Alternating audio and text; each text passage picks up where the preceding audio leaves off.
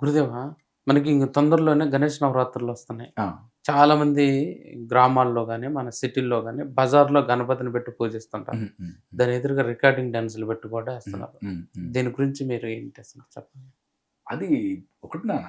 ఒకటి అంటే మన సాంప్రదాయం ప్రకారం వచ్చిందని జెప్పి గణపతుల్ని ఒక అద్భుతంగా మన స్వాతంత్ర సమరయోధులు బాలగంగాధర గారు ఆయనకి ఇచ్చిన పిలుపు మేరకు అంటే హిందువుల్లో సంఘటితం కావాలి. హిందువుల్లో ఒక చైతన్యం రావాలని జెప్పి ఆయన దాన్ని ఇంట్రొడ్యూస్ చేయడం జరిగింది.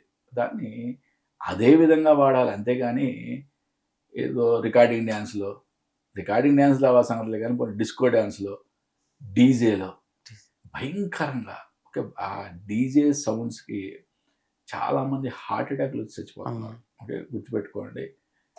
అందుకనే ఆహ్, ప్రెజెంట్ ఉన్న సర్కార్ రేవంత్ రెడ్డి గారి సర్కారు ఆ డీజేలను బ్యాన్ చేయడానికి ప్రయత్నం చేస్తుంది. ఓకే. నేను ఒకటే అడుగుతున్నాను. వినయపూర్వకంగా ఈ గవర్నమెంట్‌ని అడుగుతున్నాను. డీజేలని 100%, 100%, 200%, 1000% బ్యాన్ చేయాలి. ఈ యొక్క దేవతా విగ్రహాలకు సంబంధించి ఊరేగింపుల్లో. ఓకే. అలాగే అక్కడ పూజలు జరిగే చోట ఈ డీజేలని 100%, 1000% బ్యాన్ చేయాలి.